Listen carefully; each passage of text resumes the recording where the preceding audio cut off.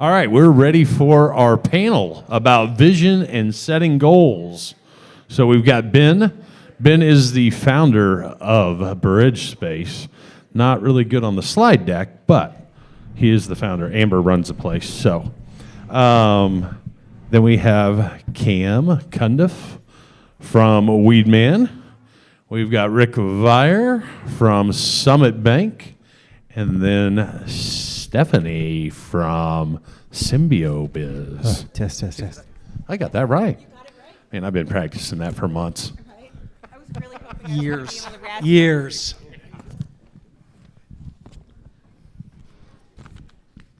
We all need to come together to help the Beer Brothers, as they're affectionately known here at Bridge Space. These guys have this amazing opportunity, and as you can see, they need some help. They've got a few mentors. So if anybody knows people at distributors, industry, anything we do to help them, we need to help push them forward. That could be a great success story for Lee Summit.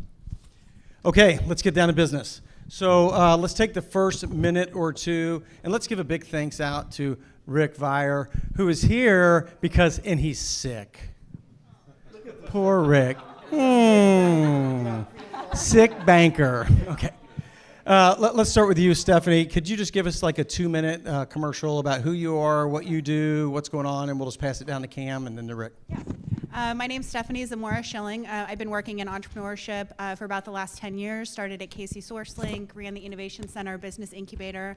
I run a security company with my husband. We've been doing that for 7 years. And then I launched the SymbioBiz, which is a family business incubator. And one of our tenants is the second co-working space here in Lee Summit. I'll have to go and I was just looking for an opportunity to give DJ to tease him, not the only co-working space in Lee Summit, but we are the first co-working space with childcare here in Kansas City. So we are home to... And where is that located?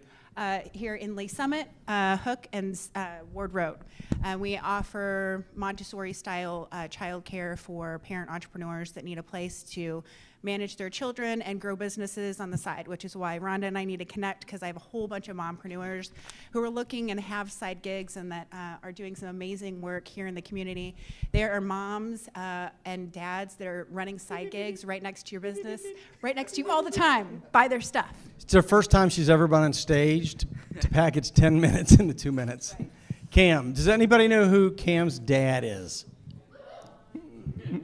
I do. He's a good guy. All right, you got big shoes to fill. Come on, Cam. He doesn't have that big of feet, so. All I've ever heard, I've never met you before, but all I've ever heard is all the stories about you and your brother sneaking out of the house at night and getting caught. So That never I happened. can't wait to hear what happens. We don't talk about that, man. So I'm Cam Cundiff. If you've been around Velocity for a while, you would know my dad, John. I guess he's a big deal around here. This is my first time at Bridge Space. This place is awesome. Anyway, I work for, I'm the general manager at Weedman Lawn Care. We've been a family-owned lawn care business for about 30 years now, and are based here in Lee Summit, but have offices in Des Moines, Iowa, Springfield, Missouri, and Fort Worth, Texas. So that's a little about me. I have an accounting background in college. Tried that, and that's about where that ended. Didn't like it, and so here I am in a small business. So it's a little bit about me. Wait, college, what? Yeah. Yeah. All 6 years, just like your dad. I'm Rick Vire, President and CEO of Summit Bank of Kansas City, and I actually pay you about $77 a month in lawn care. Yes, and I love the lawn care. Book your aeration today. Yeah.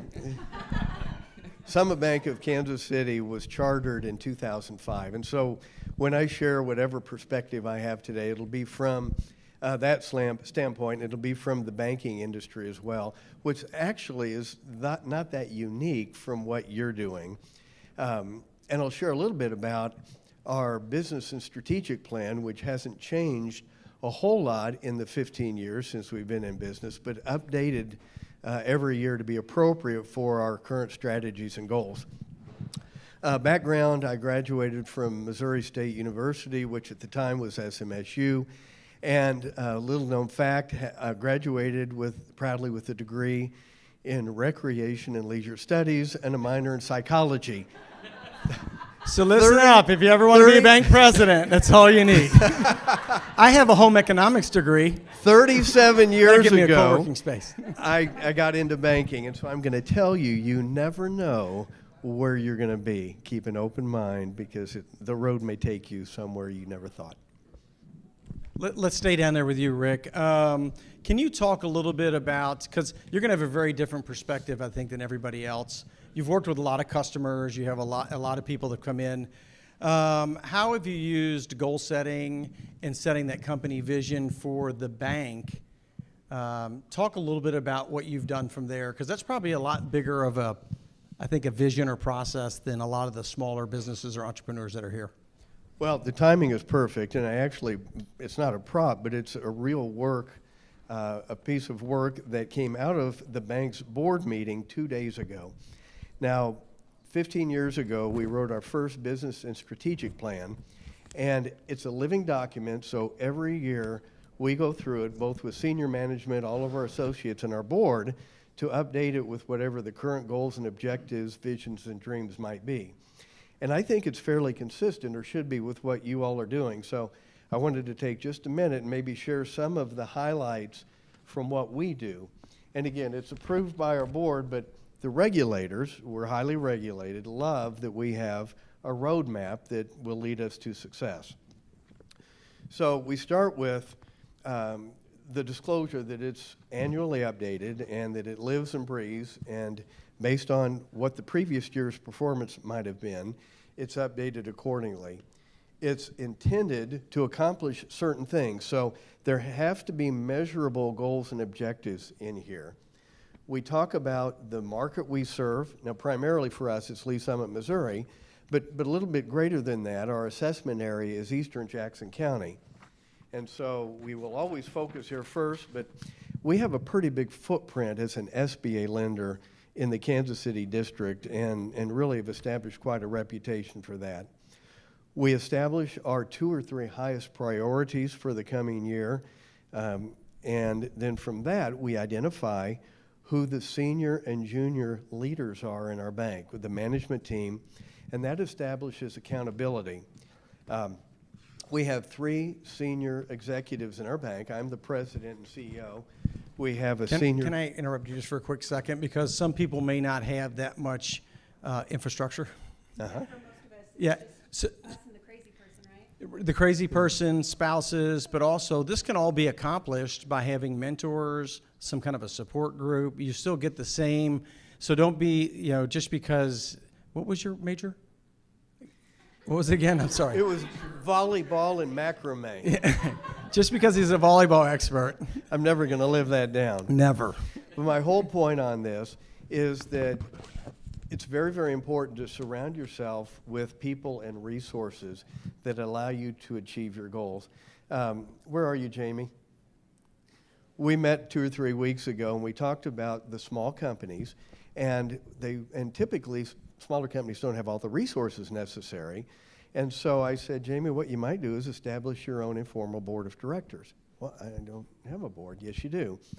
Your insurance representative, your CPA, your attorney, your banker, and if there's somebody who can help you with strategy, that's the 5th member of your team. Then you write a roadmap, and you're ready to go. Yeah. Cam, let's talk a little bit, because I've had a couple conversations with your dad. You guys have put a lot of time recently into a lot of strategic planning, even like multiple years out, what this is going to look like for a long time. Talk a little bit about what's going on at Weedman and how you guys are approaching vision and goals. Yeah, so we'll call it what it is. I work for a lawn care company, so we'll just call it that. And so you can imagine the mind shift in between if you just say it's a lawn care company. Like there's a definitely perception of a lawn care company, and what we were getting was high employee turnover rate, and so I think they saw it as a job, and that's what it was. And this was just a platform for them to do something else. They would get a little bit of experience, get a paycheck, and then so long. And so what we wanted to do was to change the mind shift, because employees are hard to find. You guys are all hiring, like it's hard to do. And then once you get a good one, you want to hug them and keep them, and so you don't want to let them go. And so we wanted to use this as to change the mind shift between this is a place for you to find a job and to this is a place for you to find a career. And so he has regulators that he's trying to set measurable goals for. We have employees was the big shift for us. Was that this is more recent for you, though. I mean, you said this business has been going on 30 years. You guys have really put an effort just recently to we got to create this vision. I would say within the last three. And I think to get the buy-in from the people that are starting to work there has been a big shift. To get them to, it's one thing to have a goal and say, this is what we're going to do, and but they don't really believe it. So how many times do you have an employee that is just doing a job because you told them to do it? And so what we wanted to use, what you're talking about is we did a 10-year plan in November, and I think that's what 10 years. Yeah. How's it even? You're never going to get the talks. I'm sorry. Yes. But you took 10 minutes in your 2 minutes. So Yeah. You know what? Let's pause that. Let's let Okay. Stephanie talk for Yeah. a second. I want to come back to 10 years because that's like a ridiculous long way away. Yeah. I'd actually argue that that's about right where you should be. As entrepreneurs, I find that we get so caught up in all of the opportunities that come up. If you don't have that long of a vision, it can get really easy to get distracted. There's lots of opportunities. So can you talk about you've been around the entrepreneurial world and a lot of startups over the last 10 years with everything you've done. Now you find yourself in the middle of your own startup, helping startups. Talk about setting goals and that vision for your company at SymbioBiz. So I believe that vision is something that you do that is a very different activity than goal setting. Goal setting is something that happens on pen and paper. What's the difference between vision and goals? Well, you have to start there, I feel like. So, and so that's really what we've been doing at SymbioBiz is starting with that vision that you can close your eyes and look and feel and taste and breathe. Because if you don't have that vision, it's really easy to get distracted by all the opportunities that come along, and it's really easy to get discouraged. And if you can't put yourself into past all of the obstacles that are currently happening and put yourself into what that success looks like, it's so easy to get distracted on those day-to-day, the guy quitting, the next guy quitting, the next guy quitting. If you can't remember that you're working towards a long-term vision of creating a family business with employees that buy in, it takes a while. So I think that's one of the things that we're working on is really setting across that vision and then bringing those down into some actual solid goal setting. So let's talk right hands-on here about goals and things that you started at the beginning of 2019 saying, I'm going to set some goals.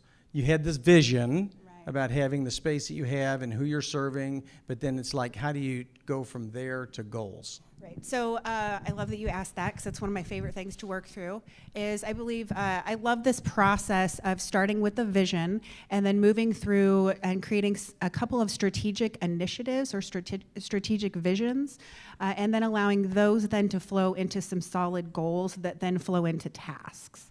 And those that allows your tasks to really drive you towards that vision. And if those things don't funnel through that, then you're not the day-to-day tasks are not going to drive you towards that vision. I love the word that you use, funnel. I mean, that is truly the relationship here with this gigantic idea, and then how do we break it down to get there with goals and then tasks and doing those things. Could we pass the mic to Cam for a second? So Cam, I want to jump back to the 10 years. You had this vision of what things look like. Could you share what that vision looks like 10 years from now? What you guys think it was? Let's hear how big that was, and then talk about how you worked backwards to that. Yeah, so we were at a point where we were asking ourselves, what's the whole point of this? What's the purpose of it? And so, obviously, where I'm at, we might be a little bit more established than some of these startups. But I think you got to ask yourself, what are you trying to use this for? What are you trying to use your business for? We were at a point where it was no longer we're just trying to maybe create net worth or whatever you're using it for. And we were at a point where it's not just the net worth that we're after, it's we want to create opportunity.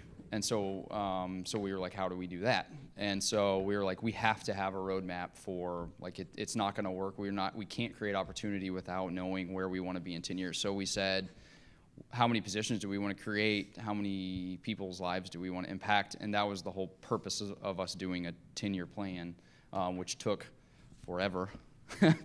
But it was worth What does it. that mean? What does forever mean? It took us about 3 days, from about 8 to 8 over the 3 days, and I don't know that we were completely done. Did you with have it. somebody facilitating that? We did, yeah. Somebody that said, where do you see this? How much? Like, what's your capital resources? What's your personnel resources? What are you missing? What are you lacking? What do you have?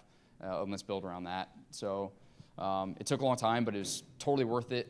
We shared it with our company. And we've had, like, to your point, initiatives and tasks that are performance driven, maybe task oriented, but performance Measurable. measurable, and it gave people a sense of like, okay, this is a place I can stay and make a difference and build a life around, which is the whole purpose of it. So if it's around, I guess.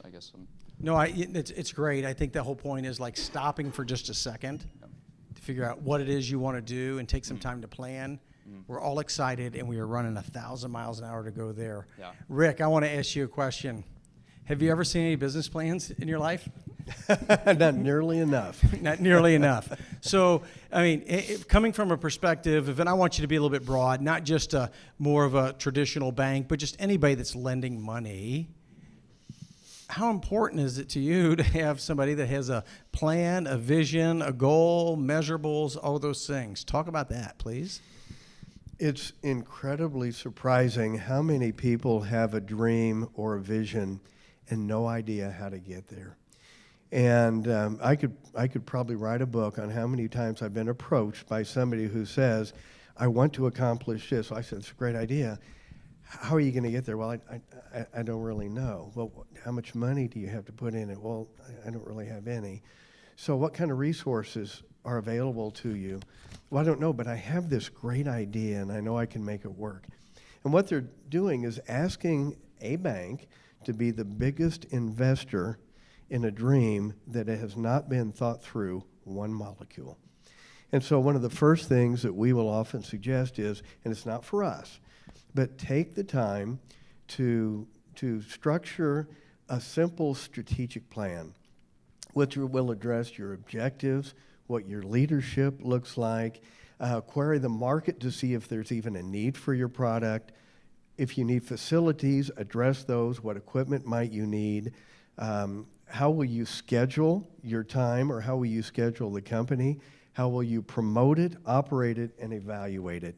Now, I just went through about 9 letters for those things that I learned as a rec major, and those translated to how to put together a strategic plan.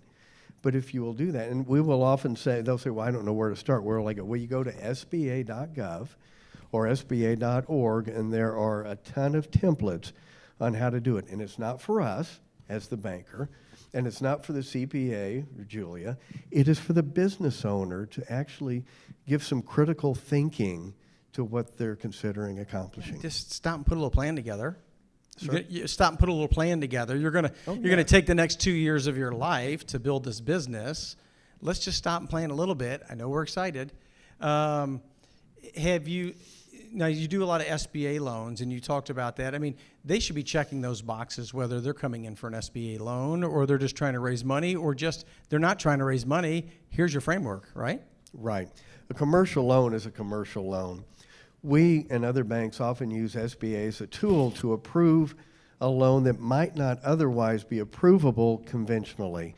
It might not have sufficient collateral. Maybe the debt service coverage or the cash flow is a little speculative. But if it meets the general criteria as a preferred lender, we can say that the possibility of success is greater than the possibility of failure, and so we use an SBA guarantee. If you have nowhere else to go for a strategic plan or how to put together your goals, SWOT works. And SWOT? What's that? you know exactly what it is. And I've heard over the years, that's old-fashioned. I don't know. Nobody They're does getting ready it. to raid the building. Everybody run. But analyzing what the strengths and weaknesses and opportunities and threats works every time. It's still used. You know, they can say it's passe. There are other better theories. There really aren't. That will really help get to the crux of what your company needs to think about. That's good stuff. Okay, Cam, can we talk a little bit about you put a 10-year plan together. Mm-hmm. You guys have franchises. You have a lot of employees. Is there any technology or anything that you're using to help kind of manage that process of like staying on track, that accountability, the measurable? What kinds of things are you doing to make sure that you're on track with your goals? Yeah, so I guess the technology part of it is pretty simple. That's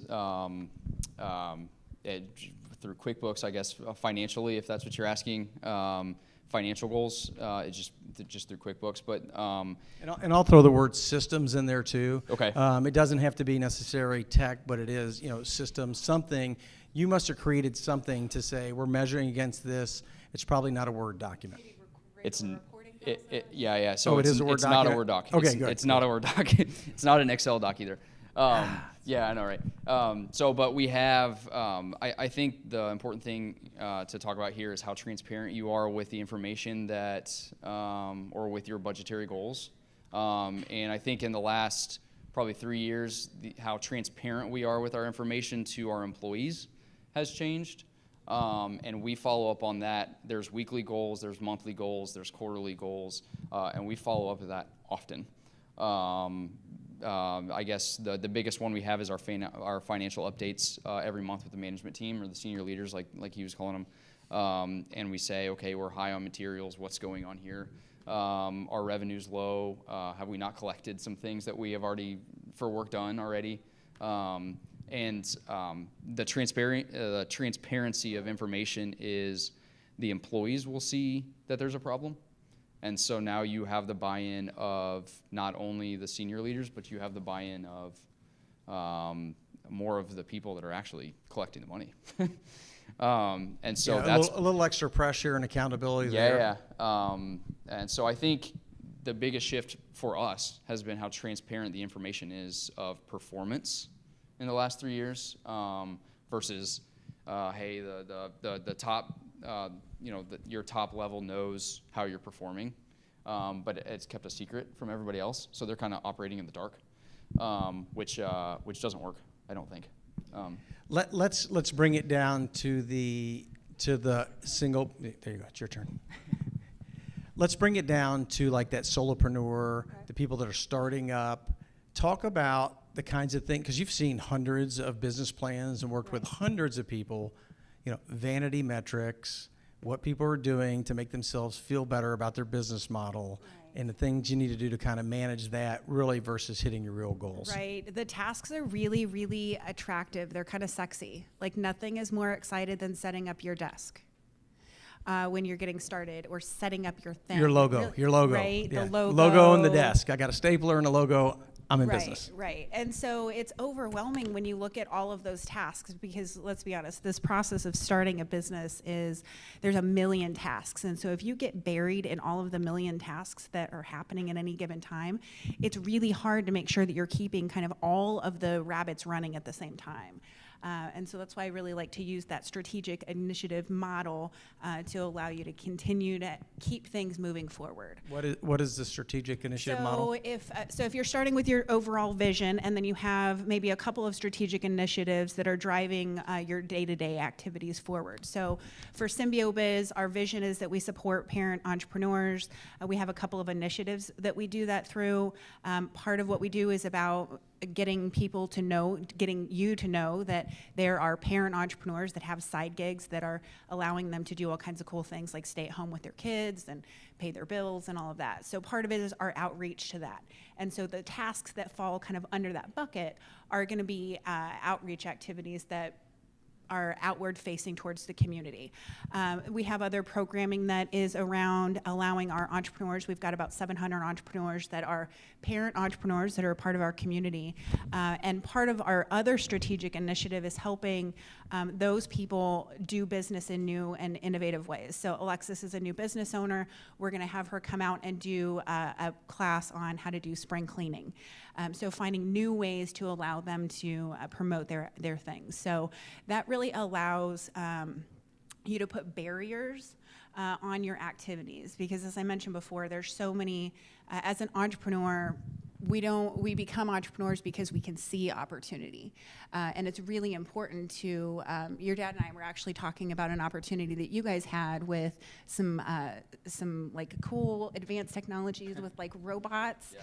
And part of your process was looking and saying, okay, does this actually make sense in our long-term goal? And you guys actually decided that even though this like new, shiny, cool thing was not actually gonna lead you to where you wanted to be. This is a robot that cuts your grass and can see the trees and run over your dog steak and all these other things, right? Yeah, so, but if you don't have that larger vision and you can move through that, those tasks can be really overwhelming. All right, we're gonna go, you get to say one word as we go down. What's the one thing that you measure in your business to make sure you're staying on track with your goals? Can I come back to me? Let me think about Sure, let's put it down to Rick. Financials, money, financial. You know, all right, so I'm going to give you more than one word. When you say financials, you mean what? It's critically important for a business owner to track whether money is being made or whether profit is being produced. And that's one of the biggest errors we see. Well, yeah, I know, Ben. Look at me. Look at me. It's one of the things we see is a business owner will think that getting financials is for the bank. No. It allows the business owner to track from month to month or year to year not only the improvement in profitability, but different margins within the income statement. Our cost of goods, and Cam will appreciate this, cost of goods inordinately high or low, is gross profit changing? But if you don't track it, and further, if you don't compare it to your peers, you're going to lose the battle in the long run. Or compare it to your goals, the goals and the plan that you put together. How about you, Cam? What's the one thing you track? Different from this, I would say retention of customers. So, you know, how happy we can make you guys. So how do you talk about how you measure that? Yep. So Rick's a customer. So he books, 6 programs, and if he cancels one, that goes against our retention of a customer. And so we obviously lose revenue from that. So you're measuring retention of a customer by the amount of revenue they're spending, not necessarily on a quantity basis. Correct, down to average price per customer, depending on the marketing scheme that we got them. So we have 15 different marketing avenues, and we have an average price per marketing avenue, and we know how much we should be getting. So if we're lower than that, we need to sell them an add-on service. So book your innovation whenever you you're not hitting their numbers, Rick, so we need you to, although John's learning about mosquitoes, so get ready for the mosquito treatment when he gets back. Stephanie, how about you? What are you measuring? I would say our biggest is going to be business starts. It's actually people feeling like they are capable of doing something they couldn't do before and actually setting up that entity, getting the business going. So do you measure that by new entities set up? Yes, new entities set up. So we've been open for 3 months now, and we have 10 entities that we've helped set up just in that time. So people that didn't have business entities, or maybe they were kind of functioning informally, they now have real business entities and legal protection and bank accounts. Right? And not putting your company bank accounts with your personal bank accounts. Right, those right. kinds of things. All those real formal things that make them real business owners, as opposed to just having like a hobby. All right, we've got about another 10 minutes or so. I want to open it up for questions. So who's got questions? If you just wanted to say who the question's for first and state your question as loud as you can, please.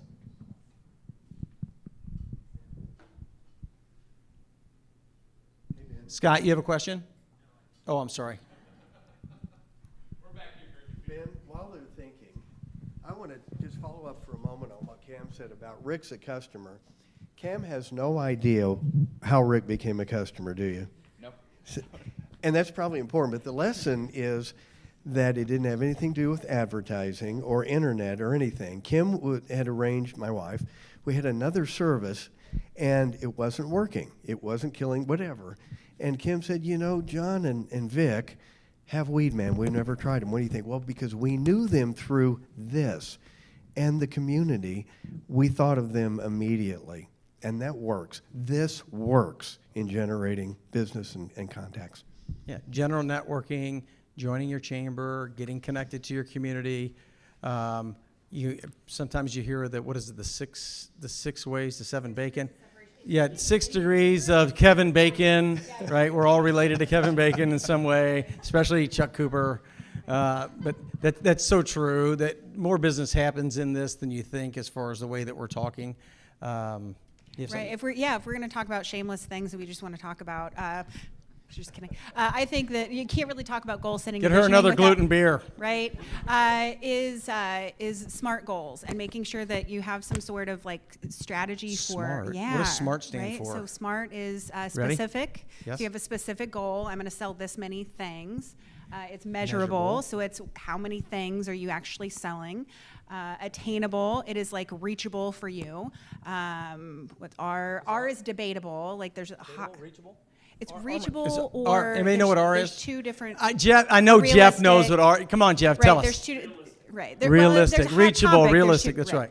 And then timely. You want to make sure that there's a time associated to that particular goal. If not, there's no way to really measure whether you've accomplished it or not.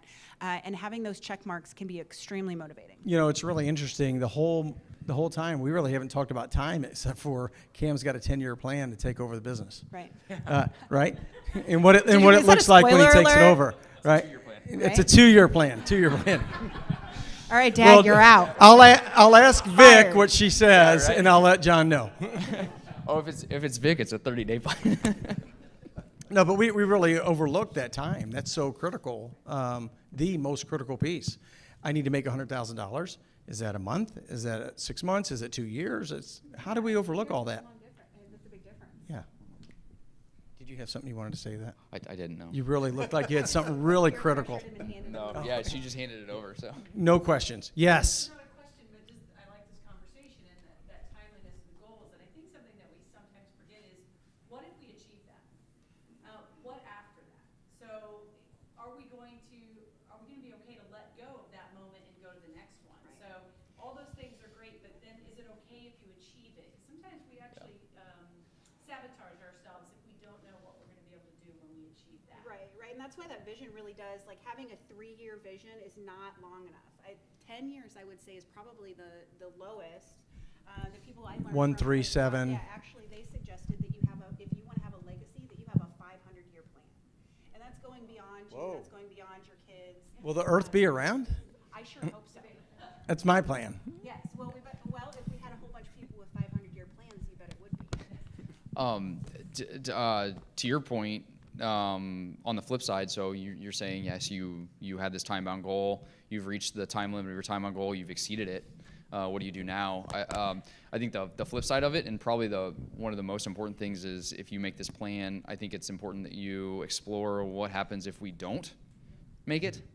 That very thing happened to us last year. We don't like to use weather as an excuse, but it does. It's a factor for us. And when spring is 2 days long, it's hard. And so we didn't get the amount of customers that we wanted to last year.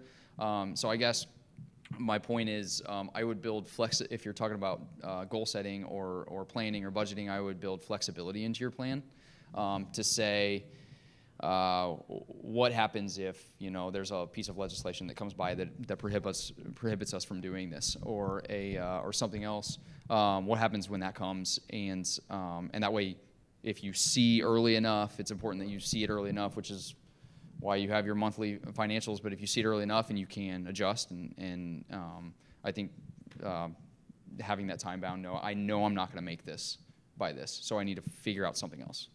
Versus just not worrying just about throw it. it in the towel. And that's part of that goals, the measurable, the accountability, Rick's financials. We're looking at it monthly. Where are we? We're getting deeper and deeper in the hole. Or we're doing. But I love what you said, because I carry a level of guilt sometimes running different businesses. If I exceed my plan, I didn't make it high enough.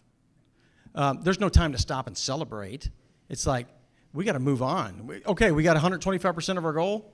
I mean, how do you deal with that? How do you guys deal with that? I mean, that's how do you guys deal with it? That's a level of guilt as a business owner and a leader that I carry, because I don't care whether 150%.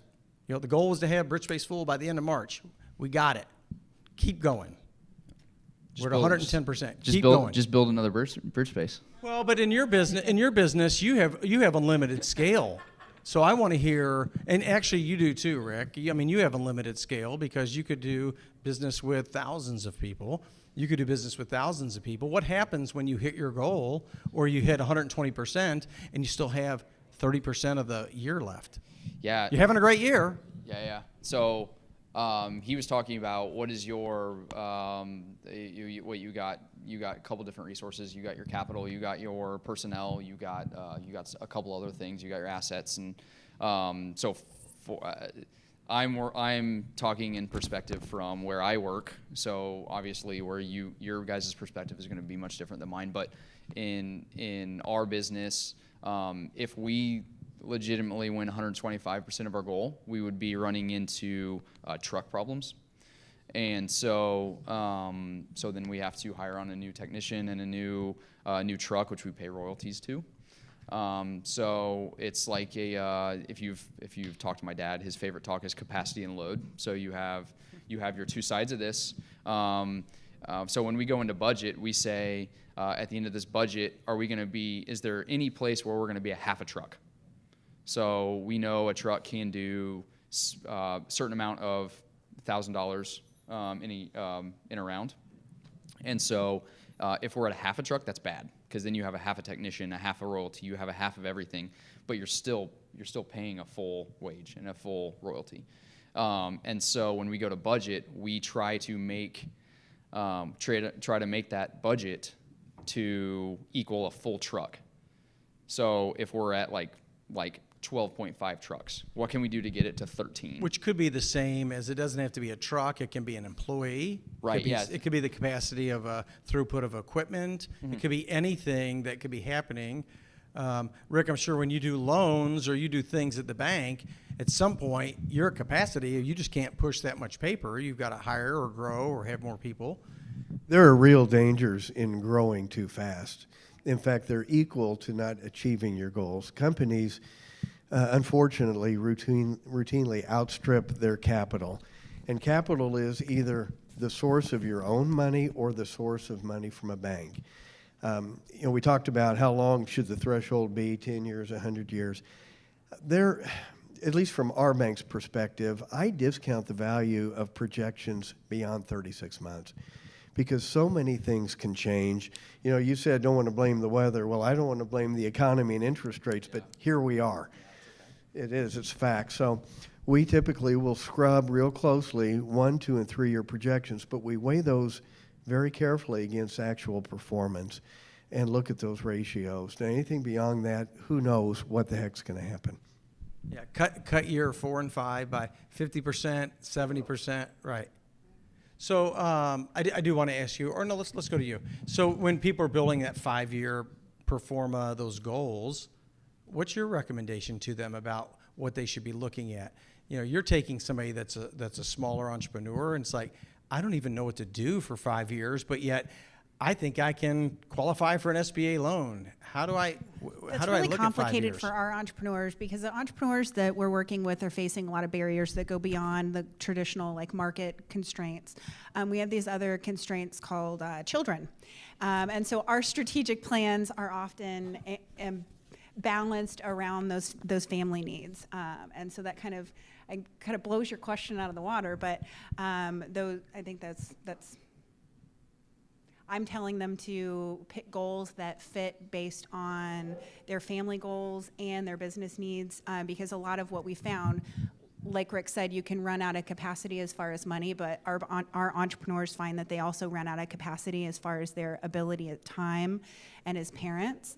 And there's nothing like setting an impossibly high goal that then leads you to feeling like you're having a nervous breakdown, or you're not succeeding, or you set a really high goal that was never attainable for you because you have like 6 helpers and you homeschool, and you've got $1 million goal for your business. It's really the attainable piece that we talk a lot about, and being really realistic about what those constraints are for your business, so that you're not approaching the bank and saying, I need this ridiculously large loan and I've got, 10 hours of work week. Too late. Right. Any questions for the panel? Yes.